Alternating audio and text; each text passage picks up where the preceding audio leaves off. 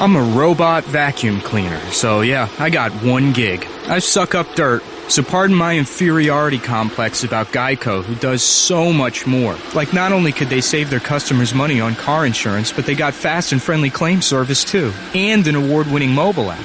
Plus access to licensed agents 24/7. Who am I kidding? I can't even do corners. Uh-oh, choking hazard. Popcorn kernels. Geico. Expect great savings and a whole lot more. Mike Ryan is swaggering now, telling everybody that they're not allowed on the bandwagon, that Miami's only 3 games back of the Cavs, that he wants to take a bump of that culture bleep. He was offering a bump after the... First of all, I saw Sports Miracle last night. Sports Miracle. Really? That's right. Wayne Ellington making a 2 to win a game is not something I would live long enough to see. He took a 2? He took a 2. He made a layup. They were so surprised that he could do anything other than shoot threes that it won the game last night. Stugotz, he drove baseline and won it at the cup. It was like seeing a unicorn. Like seeing a unicorn fly out of his butt. It was crazy. Has he ever done that before? He's never made a layup before. Don't need to look That's it the up. first 2 he's ever made. Spurs run that set back-to-back in game-winning scenarios against the Jazz. Josh Richardson had it. Spo drawing up plays that have gotten game winners at the basket. That was the Wildcat play where they actually throw it to the quarterback down the field. You never have to. The quarterback's always out there on the Wildcat play doing what Jay Cutler did this season. Right. He's just out there so a body can be out there. You don't expect that guy and that play to win the game, but they beat Toronto last night with Ellington at the rim. And now Mike Ryan is saying he was with this team all along. Yeah, all you guys wasting your time, putting on your turnover chains, getting all excited about a team that was going nowhere, fighting with Major League Baseball like anybody cares in January. Mm-hmm. This is Heat season. That's SZN, Heat season. What is that? Who are you being there? You're being like Tony Siragusa in that Ed Norton Spike Lee movie where he was a Russian gangster. Heat season. I'm down with that. Culture season. How do I say it? Season. SZN, season. Season. But what are you going for there? Like a Ukrainian accent? No, man. It's a young person thing, man. You just don't get it. Mike, you're a week removed from trading the entire roster. That's right. Guillermo, put it on the poll. Does Mike sound like a cool young person, or does Mike sound like Tony Siragusa's poorly acted Russian character in that movie with Ed Norton Jr. and Spike Lee? What is that, 23 hours? 24 hours? What's the name of that movie? 25th hour? That's a fine. He's asking, I mean. It's okay. It's close enough. Tony Siragusa's character, Tony Siragusa played a Russian, and it should, for forever, render irrelevant to you the abilities of actors. We need to stop making these people famous for this stupid thing that they do. Great monologue by Ed Norton in that one. The movie is basically the monologue movie. Wait, Just Tony Siragusa was in a movie with Ed Norton and Philip Seymour Hoffman? Yeah, and Rosario Dawson. She played Natural Rivera. I think you'd like that movie.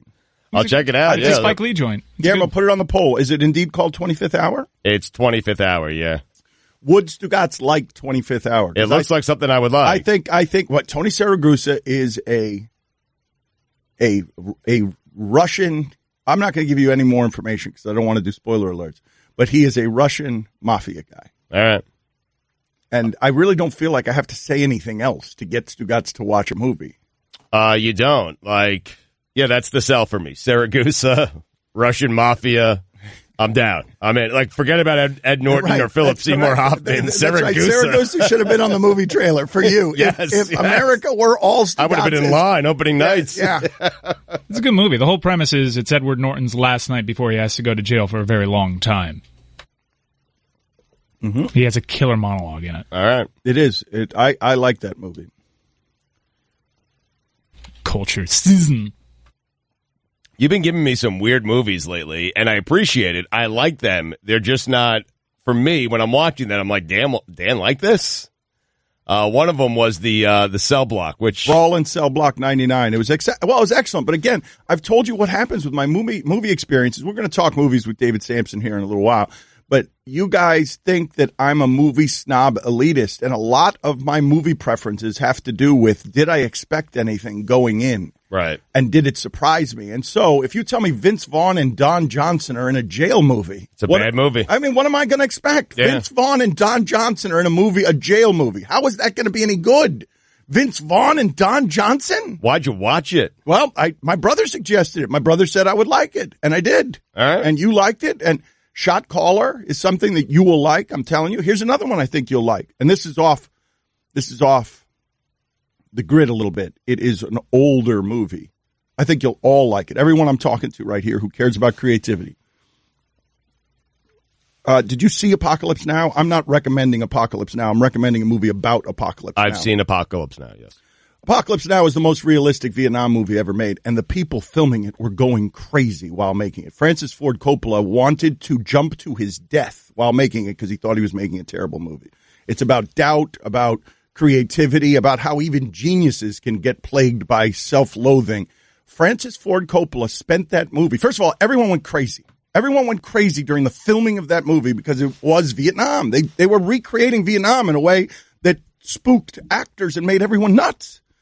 And in the middle of it, Francis Ford Coppola, it's his wife's diaries of Francis Ford Coppola and him talking to her about his vulnerabilities. In the middle of it, he's trying to conjure sicknesses. How can I paralyze myself? How can I fall and make it look like an accident so I can finish this movie in a way that will allow me to have some grace and nobility because of how bad this movie's going to be?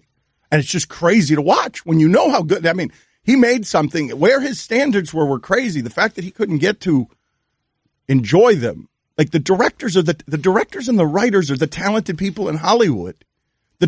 And what's funny is that the producers like Weinstein and the actors are the one that think that they're responsible for it. It's like the athletes and the coaches and management in sports. Like we keep giving the fame to the actors and they're the least talented people in the bunch. It sounds interesting. That does. And Shot Caller is about who? About no, Babe Shot Ruth? Caller is just a movie that you'd like because it's a. Sorry. I was sitting on that for like a minute, man. Sorry. Hey, called the shot. You remember, right? I mean, you don't remember. We weren't alive for it, but the legend is that Babe Ruth called his shot. He called the home run. Shot caller. So we've been told. Yeah, I'm not sure. Well, he's overrated, too. We're very skeptical about this whole thing. And he's black, right? Yeah, we found that out. That is an amazing whitewashing in history. Guillermo, I want you to put it on the poll again just so people have to have this uncomfortable conversation. Is Babe Ruth black? Just put it on the poll. Oh, put it definitively. Did you know Babe Ruth was black? Do it like that? Okay. Yeah. Because that is one of the great whitewashings in American history, not just sports history. If indeed Babe Ruth was black, when no depiction of him, not with a pig, not as John Goodman, maybe that's the same movie, I don't remember, no depiction of him has ever been black. I want to make that movie. I want to make it as a 30 for 30. Was Babe Ruth black?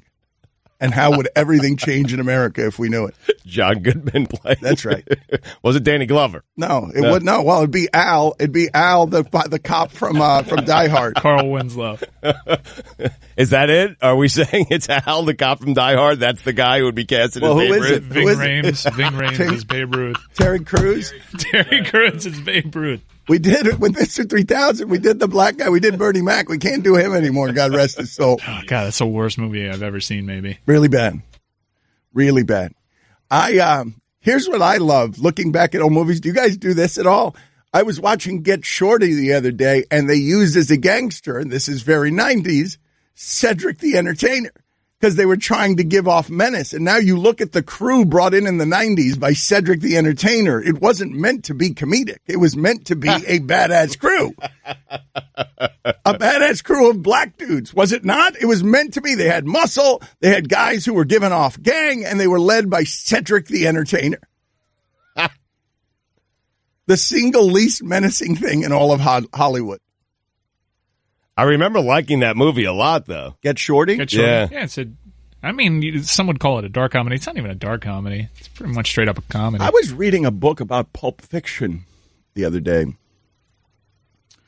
And some big-time actor, well, first of all, Bruce Willis was all manner of PO'd because he's like, wait a minute. we're taking John Travolta out of Mothballs, and I'm a second banana to him in this movie. Like Bruce Willis is, wait, what a minute. Wait, what? I'm a secondary character to a movie that's going to star John Travolta, and evidently the Travolta role was going to go to some monster star who wanted it, but Tarantino was like, absolutely not. This role is for Travolta. Travolta is the one who needs to be playing this, and he totally resurrected John Travolta's career. Speaking of where directors and writers bail out actors, John Travolta is one of the sweat hogs. John Travolta's career was dead. Tarantino made it something that lasted another 20 years. The studio wanted a bigger star, so the original possibilities were Gary Oldman, Alec Baldwin, and Michael Keaton for the role of Vinny Vega, and then after that fell through, Tarantino went to Michael Madsen, one of his favorite character actors. That's the guy. That's who he was going to Madsen, the Reservoir Dogs ear cutter. Spoiler alert. And Madsen couldn't do it. Madsen chose another project. Yeah, I think he went to Wyatt Earp. And then John Travolta played the role of Vinny Vega, and now you have a universe because if you pay attention to Reservoir Dogs and Pulp Fiction, the strong belief is that Vinny Vega and Madsen's character in Reservoir Dogs are actually brothers. Mm-hmm. How about that? Mm-hmm. It's amazing if you look at the IMDb on Travolta leading up to Pulp Fiction, and then after Pulp Fiction, because you're right, his career was dead. He had done nothing, and then it just kind of took off right after that movie. He got every role. Yeah, he was just waiting for Look Who's Talking sequels. He was done. Travolta was totally done, and Tarantino brought him back from the dead. And he had one of the great runs. Mm-hmm. I mean, no one tops Nick Cage 96, but he came pretty close. I'm telling you that I could make the argument if, we'll get into fistfights with anybody over what the best movie ever made was, because that's such a difficult question. But if you tried to make the argument on behalf of Pulp Fiction, you would not get a lot of fight from me. It's pretty good. I mean, True Romance, for me, I think A Few Good Men, True Romance, those are my favorite movies. Yeah, and of Shawshank, course, Cobra. Yeah. And Cobra. Yeah, perfect movie. I was listening to this podcast that Bill Simmons did, where he and his crew break down Face Off sort of scene by scene. And they were telling a story about how Nicolas Cage invited John Travolta to a winter home for a weekend so they could study each other. And I want a documentary made on just this. That needs to be Simmons' next documentary for HBO. He's got this Andre the Giant one coming out in a little while. Let's make a dramatic movie in which they reprise their roles. No, Mike, that's right. Get them. Yeah. Have them play themselves and just do that weekend meeting in the cabin where they were studying each other. Because those are two of the weirdest people in the history of weird behavior. And that would be amazing. The stories you hear about actors, Stugotz, like it's interesting how people become mutated by fame and money. And Ed Norton Jr.'s career has fallen apart. He's just Ed Norton. You're making him Ken Norton Jr. That's a fine. Yeah, it's a big one. Ed Norton. Wait a minute. He's just Edward Norton. You made him. Wait a minute. Ed Norton Sr. Guillermo, put it on the poll. He's certainly not famous. Guillermo, put it on the poll. Is calling Ed Norton Jr. a fine for Dan? Of course it is. I will live by whatever the audience says. I called him Ed Norton. Ed Norton is what I called him. You called him Ed Norton Jr. I know, but I got the Ed Norton right. No. Yeah, but you're adding a junior because you got confused with Ken Norton Jr. I didn't call him Ken Norton Jr. That would be a fine. If I called you Dan Le Batard Jr., would you look at me odd? Like, would you give me... but I wouldn't fine you. Hi, everyone. Stugotz here. Support for the Dan Le Batard Show podcast comes from our friends at Rocket Mortgage by Quicken Loans. Chances are you are confident when it comes to your work, your hobbies, and your life. Rocket Mortgage gives you the same level of confidence when it comes to buying a home or refinancing your existing home loan. Rocket Mortgage is simple, allowing you to fully understand all the details and be confident you are getting the right mortgage for you. To get started, go to rocketmortgage.com/Stugotz. That's rocketmortgage.com/Stugotz, STUGOTZ. Equal housing lender, licensed in all 50 states. NMLS consumeraccess.org number 3030. Dan Le Batard. You know what? He got me excited for baseball season in this Marlins team. He really did. You are so full of it. Not even close to fired up. Stugotz. Last time you went to a Marlins game, you went in a Mets shirt, and they put you on the Jumbotron. They sure did. This is the Dan Le Batard Show with the Stugotz on the ticket. Want to talk movies with him, but we have to stop because Mike Ryan has gotten an alert on his phone. Mike, what does that alert on your phone say? Shannon says John Gruden will struggle. I say he will be great. We debate. At Undisputed, 9:30 a.m., FS1. Should I not do a 9:30 a.m. segment because everybody in America will be tuned in to Shannon and Skip debating? Yeah. We'll just play white noise. All right. All right, we'll concede that time slot. David Samson, the former Marlins team president, with us. We've been talking about movies here during the show, and we were talking about prison movies. Well, let's cover all of this ground with David Samson. First off, let's review whatever movie it is that you're reviewing for us this week. I'm going to review The Shape of Water, which was directed by Guillermo del Toro, stars Sally Hawkins, Mike Shannon, and Richard Jenkins, and Octavia Spencer. Nominated for a bunch of Golden Globes. It won in the director category. He is quite a director. If you saw Pan's Labyrinth, strange guy. I'd never seen him actually in person. I kept picturing Benicio del Toro. It turns out this guy ate Benicio del Toro. Okay. But he is a genius director. And Sally Hawkins, nominated for Best Actress, did not win. She doesn't talk. She's a mute. She has a few words in the entire movie, but she tells the entire story of a lonely cleaning woman at a nuclear plant or an army plant who falls in love with an alien being. And she does it all with her face. She does it all with her body. She does it all with her hands. And it was transfixing. It's a strange movie. You have to let yourself get into it. The majority of people do not, but they should because the juice is worth the squeeze. Mike Shannon is very good as a character actor. He's great. Jenkins, I love that dude. Dave, I think that guy is so good. I think he's one of the best people doing it in Hollywood right now, and he makes great choices with the movies that he picks. And that's what he has the right to do because he's not a leading man. So it's really cool when you can be Tommy Lee Jones used to do that. Not a leading man, but chose good movies to be in. And that really is what Mike Shannon does. There's some gore in this movie that's surprising. There's romance. You have to get past the fact that there's a mute who falls in love with an alien, and they have sex, which is not a spoiler alert. It is very bizarre, and ends with this amazing sort of poem about water and about "you are everywhere" is the last line of the movie. Spoiler alert. And it just shows that it is possible for two people to fall in love when they least expect it. David, what's the best acting job you've seen with the fewest amount of words spoken? Oh, that is a good question. That's a hard question. That's a tough one. I'm sorry. No, that's an easy one for me, actually. Best Actress, Children of a Lesser God, Marlee Matlin didn't say a word, and she won Best Actress Oscar with William Hurt in an extremely powerful movie. The shortest sort of stint in a movie with the fewest words would be Dame Judi Dench in Shakespeare in Love. I hate to love a Harvey movie, but that is one of my favorite movies, and she won the Best Supporting. And her 3 scenes, I think she had 7 minutes of screen time, were extremely powerful. Guillermo is saying that Wilson the Volleyball, not a bad one, best acting performance ever by someone not speaking any words. So, David, tell me this. I want to talk to you about the Golden Globes, but before we do that, if you're going to pick a movie, and I tell you one of 3 things, I praise the director, I praise the writers, or I praise the actors. Which one of those things is most likely to get you to the movie? The writer. I'm far more interested in words. The director is just sort of a behind-the-scenes guy who tries to put it all together like a babysitter at the end of the day. And actors, if you have the words on the page, then even you and I could act shockingly. And we've seen that before. So yeah, you have done that actually. Yes. So you would choose there's a writer that you would point to and say, if this guy's writing something, that's a movie I'm seeing, period. Lawrence Kasdan, Cameron Crowe. If those guys are writing something, I am 100% going to see it no matter what. Even if it's poorly reviewed, even if at the end of the day the movie was mediocre, the power of words can overtake the incompetence of actors and directors. Does it work the other way, where a writer has disappointed you? He's so bad or she's so bad that you won't go see the movie? No, I'll always see a movie because I love seeing movies. But there are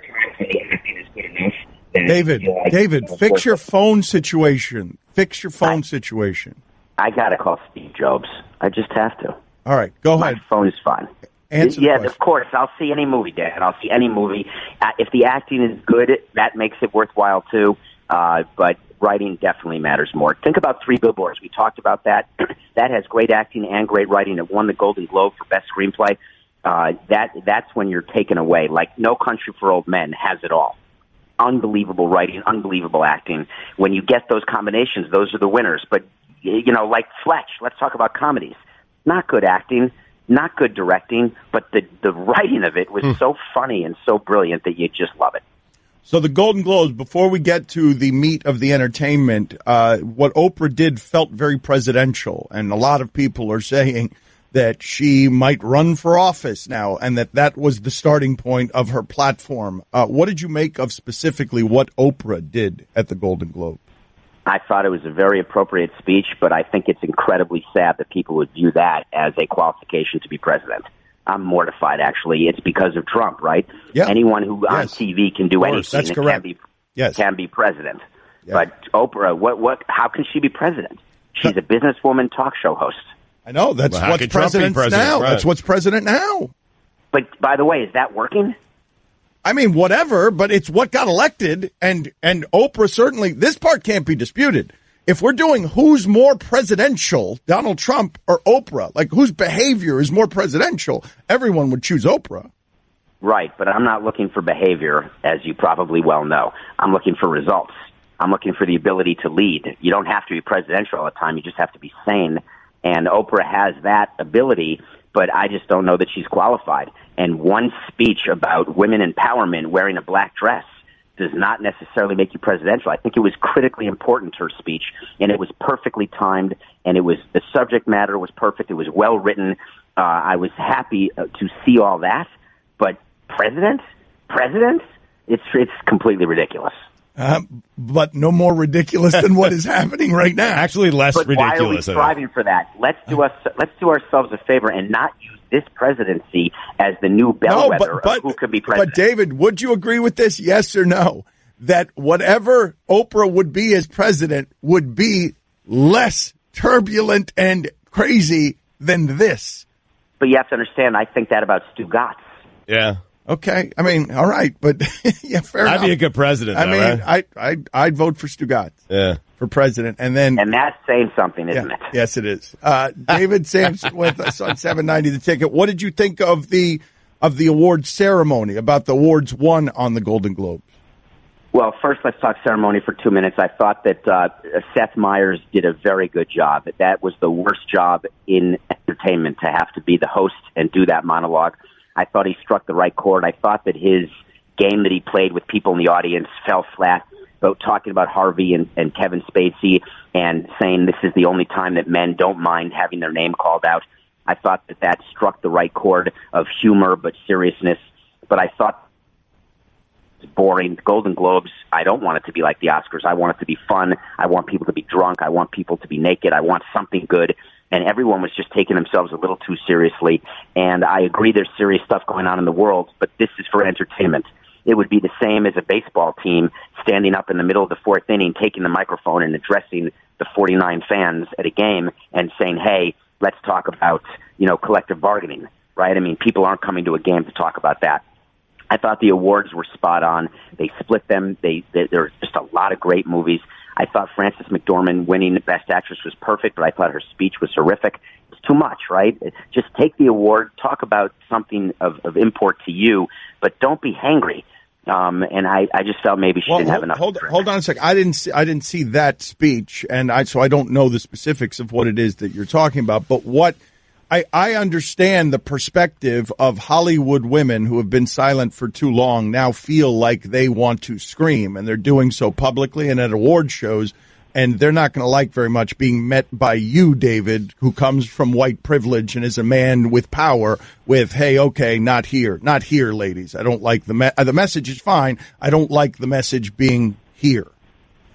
Well, I'm sorry. What do you want me to say to that? I mean, there's a time and place for messages. Oprah, that was the time and place for it. When you take the stage to accept an award for your performance, You're saying something by wearing the pin that says time's up, and you're saying something by wearing black. I get it, but it was 3 hours. It was too much, right? It was 3 straight hours of everyone doing the same thing. And I think it would be nice to have Oprah address it.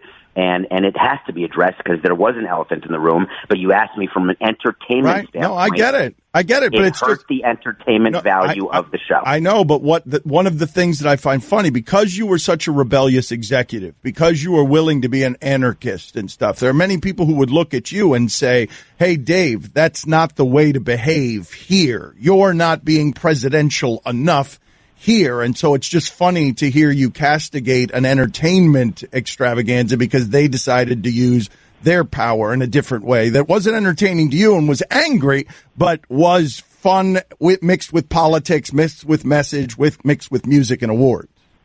I just didn't find the fun in the music. There were those. And by the way, Kirk Douglas being on stage with Catherine Zeta-Jones, I was sad for him. And the standing ovation for Barbra Streisand. I mean, I just didn't know what all those things were about. Explain that to me. I didn't see that. What made you sad about that? Well, David, go ahead. You explain it. Go ahead. He was wheeled on stage. He's 101. They just showed a video montage of this incredibly handsome, masculine, amazing young man, and then they wheel him on stage, and you feel as though he was Bernie from Weekend at Bernie's.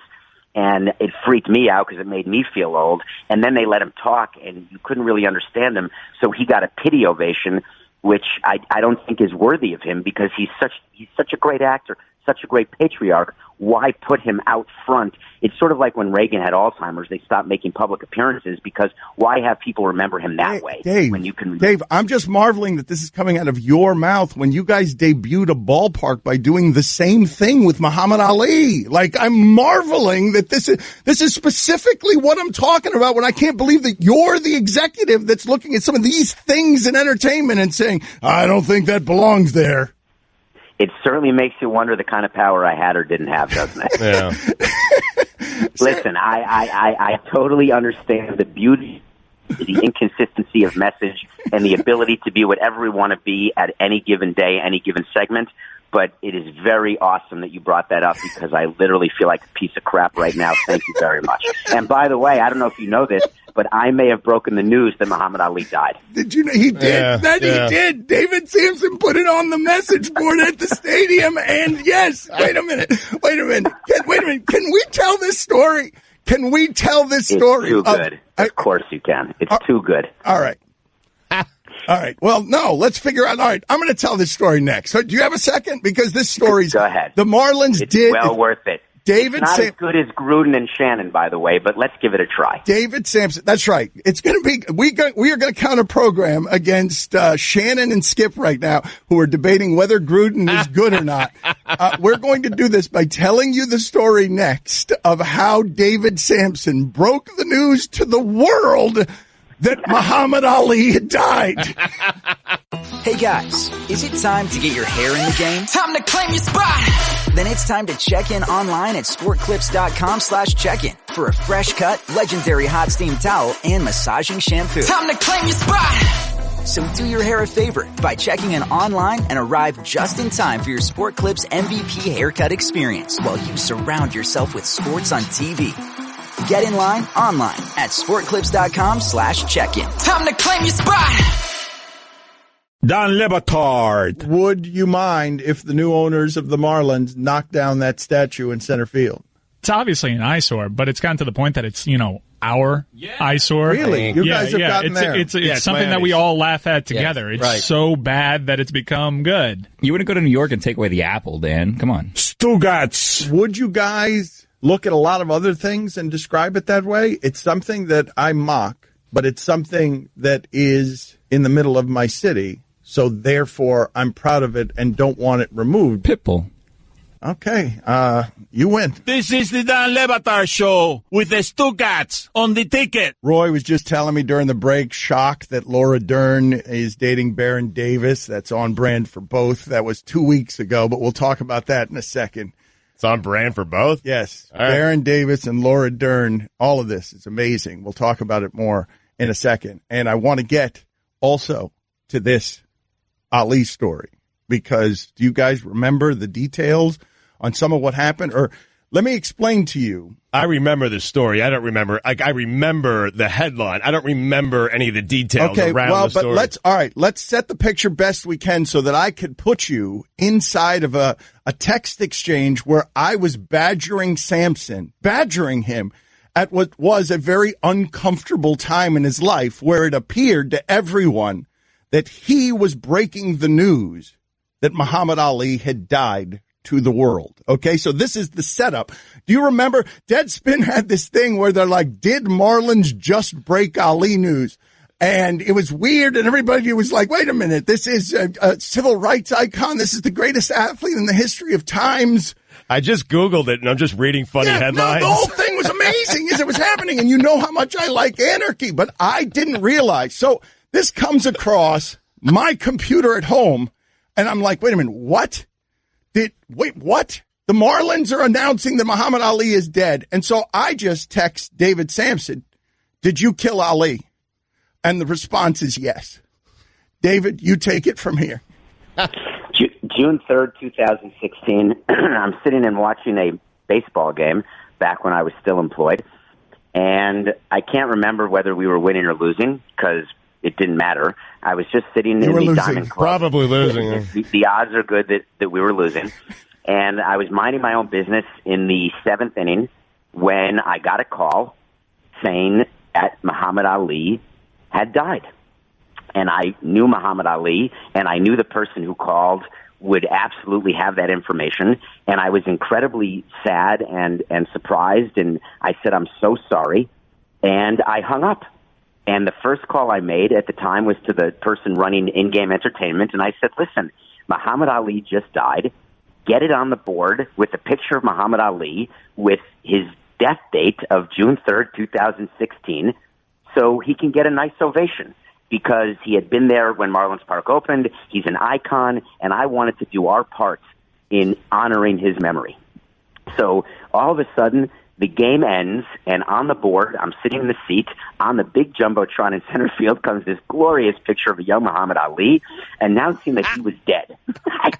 Meanwhile, no one in the entire ballpark had gotten the text alert. No one has heard anything. David, no one in the entire ballpark? David, no one on the entire planet had gotten a text alert. What do you mean no one in the ballpark? I misspoke, right? I meant the entire galaxy.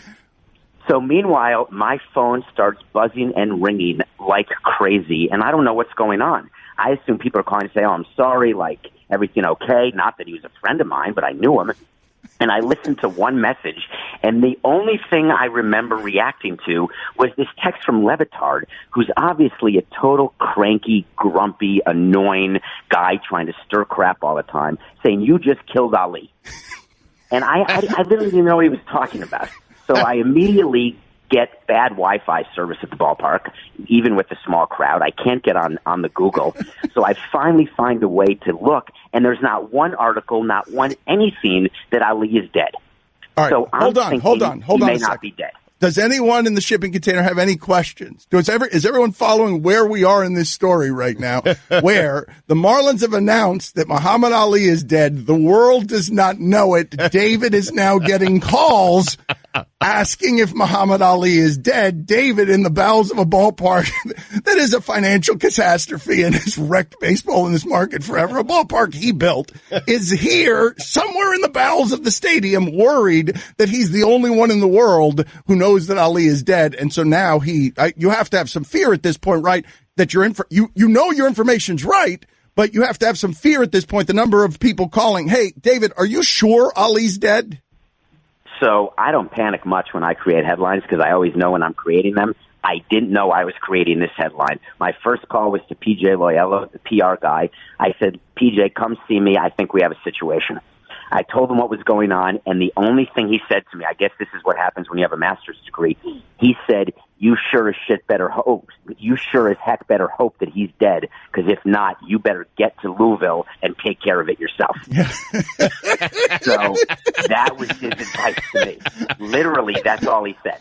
So I said, thanks, PJ, that's really quite helpful. So meanwhile, there was about 30 minutes or more without any announcement. Literally nothing.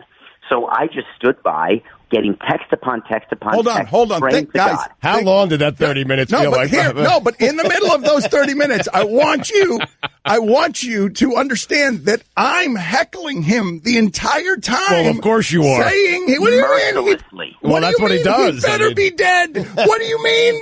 We're going to have to go kill him ourselves? What? Levitard texted me saying, he's not dead. What the hell's wrong with you? So I'm wondering, do I have to meet the media? Do I have to say, I'm sorry, I thought he was dead, but he's not dead, but he's dying. He could be dead. He's not going to be dead. All this is going on.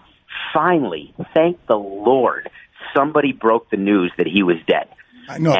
And now look at what we're thanking the Lord for. That's right. That's right. That's exactly how it happened. You go straight to the depths of your narcissism, terrified that if Ali doesn't die, it makes you look bad. Well, listen, we're all going to die at some point. It was just a matter of time. So I figured that day might as well be the day, given that we broke the story. Once it comes out that he died, I then only had to start my work. I spoke to his family and I spoke to his representatives that night because I was mortified. They had not released a statement. They hadn't done a thing.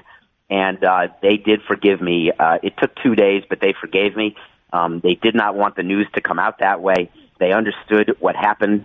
But it turns out my source was really, really good because he was in the damn room.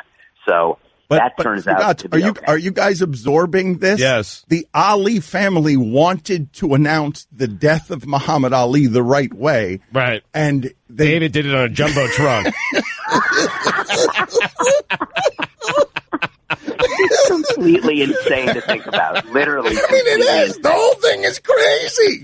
The whole thing is crazy. Because I was legitimately asking him, did you kill Ali, just screwing around, not realizing that he was well on his way to killing Ali if Ali hadn't already died. I was on the way to the airport. All right. We'll talk to you next week, David. Hey, thank you, sir. It's been a pleasure. See you. Bye. Yeah, that was funny. That was great. You guys remember that when it happened, right? Like, I feel like we could do a 30 for 30 on just that. On just the idea. Just the Ali's part of it? Well, just the idea that the Marlins broke the news. The Marlins broke the news to the world that the world's signature athlete, or certainly America's signature athlete, had died. That's the story. That's how that happened. Tell me there's not a 30 for 30 somewhere in there. There is something in there. The headlines the next day are fantastic. Samson, Marlins never intended to break news of Ali's death.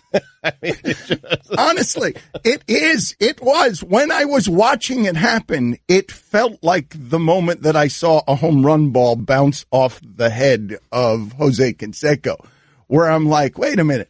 Wacky Miami hijinks at the height of everything sports. Why is all of this so crazy? Why am I singing? I don't know. It was sort of Ethel Mermaning. Are you guys not finding this as funny as I do? No, it's hilarious. I mean, listen, I'm still haunted by the way the Marlins opened that park. Let's think. But this is what I'm saying. I want to take you through all the steps of Miami's history here and what just happened on this show. David Samson was really bothered, and you were, that they dragged out Kurt Russell at the Golden Globes at 101 years old. Douglas, that's a fine. Kurt Russell, man. And we were trying to find ways for you to avoid this Edward Norton Jr. fine. His dad was Edward Norton, but his dad was Edward Norton Jr. So if you were going to incorrectly say his name, you should have said Edward Norton III. That's a fine, too. Different middle names, though, so it's not accurate, so you're still a fine. Kurt Russell, 66, man. Okay, my bad. I will pay the fine in a second. I'm so tired. Remember, it's a big fine whenever you kill somebody. Yes. So, but do you realize, so as David Samson is criticizing this, it becomes pretty obvious that the closest thing to that ever done in the history of sports, the same thing, was what the Marlins did with Muhammad Ali at the end of his life, where Jeffrey Luria wanted to come out and make a big show, and he did it with a lot of ego and pomposity to be near Ali, and the Marlins had done that. If you were actually listening to what Samson said there, that was pretty clever, is that he said in there, that shows you how much power I did or did not have, which suggests right. that he thought it was a bad idea. Right. he thought it was a bad idea, and Lori wanted to do it anyways. But so the Marlins drag Ali. They drag a shaking Ali in front of the people, and it is one of the last public acts of Ali's life. So the Marlins actually did this, and then they kill him. And then this is what I'm saying is amazing about this story. It's Ali. Like, it's not some schlub. Networks were covering the funeral. This is the biggest athlete. I mean, this is what I'm saying. There's a comedy here, a mockumentary. I don't know. There's a film here. There's Spinal Tap here. That clumsy David Samson stumbling around building ballparks and running marathons kills Ali. Maybe a 30 for 30 short. Yeah. How about that half hour of space, Guillermo? I know this movie would speak to you. How about that half hour of space where Samson has announced to the world that Ali is dead, but is not sure if Ali is dead, and now has to wait 30 minutes in a boiler room by himself in a stadium that he built, wondering whether or not he's going to get stuck with being the public face of I killed Ali. I love how he vets his source after posting it on the Jumbotron. That's correct. Well, he didn't think, right. That's how you doing it. He didn't think he was the only one in the world with this news. The move is to always check Twitter first. Yeah. I got a text from one of my friends that likes to do this. Rest in peace, James Dolan. And I went to Twitter and I found out it was a different James Dolan. Guys, this movie that we're talking about, the movie, which one? The 30. Yeah, what are we doing here, man? The 30 for 30. Is it just Samson and the gallows of the? This is the 30 for 30, or Samson and his head? Here, if you want to go dark film, it feels more like a 10 for 10. Guillermo, if we want to do a dark horror film about fear as a state, David Samson has told us he's got a panic room. David Samson has told us he's an insomniac. David Samson has told us that he is afraid of the dark. All of these things are giant fears, many of them that most adults do not have. Now put him in a situation where he's killed Ali, and he's with that in a boiler room in the stadium for 30 minutes with that fear. That's a horror movie, and I'd watch it. I want to write it. I want to write it right now. CBS News' Twitter account had claimed the death of Joe Paterno, right? It's a good source. So I passed that information off to Mike Inglis, who, during the Heat game, said that he was dead. Of course, CBS News was wrong. He was still alive at the time, and Mike Inglis, I had to correct him on that. We've got our black lead for this movie right here. You had to correct Inglis on the news that you delivered to Inglis? Yes, I did. Let's make Get Out right here. You have lived somewhere near this dark space. Let's make Get Out as a horror movie. Was Inglis furious with you or what? No. All right. He wasn't. It was just, how did that transaction go down? Explain it again. CBS News corrected their correction. I passed it along to Mike Inglis. He was like, okay. I went live on air to say that, but okay. And there it was. He was being nice. He was furious. Mike Inglis right now is cursing in his car, the thought of Roy. Mike, did you want to take another snort of heat culture? It took the wind out of my sails. I mean, we're talking to David Samson. No one cares about that. Everyone cares about Heat culture season right now. That's what they want. That's what the people want. Everyone wants the Heat season talk right now. 3 games back of the Cavs. That team's falling apart. This team is, they didn't have to wait till mid-January to start their hot run. They did it a couple weeks earlier. So easy 3 seed. At the very least. Yeah. 3 games back of the Cavs? 3 games back of the Cavs. They've won 5. You guys were panicking, trying to trade everybody. I said, trust the process season. Whoa. They've won 5 straight, 8-10, beat Toronto. Nice win on the road last night. Now you got Zach Lowe writing about, hey, this is a sleeper in the East. You know how many teams can claim they've beaten the Raptors in Toronto? Just 2 in the NBA. Just 2. What is their point differential? Miami's. Oh, their point differential isn't great. Are they worse than the Knicks? It's minus 1.2. Are they worse than the Knicks? Knicks are minus 0.7. But they're turning it around. teams can that point differential is turning around now, and you're going to say, "Oh, it's not a skill to win these one possession games," and it's all fluky. Oh, it is absolutely a skill to get game winning buckets at the rim. This is not a contested Dion Waiters jumper out of his perm. Buckets. These are buckets. This is Heat culture, man. Yeah. You want to say Snort it's a it fluke? up. You want to say it's a Snort it fluke up. that Wayne Ellington took Snort it baseline? up. Sort it up with none of the point differential diluters. Hey there, I'm a glue stick, so I have one job. I glue kid stuff. So sorry for being jealous of Geico, who does a ton more, like give you 24/7 access to thousands of licensed agents. And Geico has been around for over 75 years and has a 97% customer satisfaction rating. While I've just got mediocre adhesive skills, Geico also has an award-winning mobile app. Uh-oh, arts and crafts time.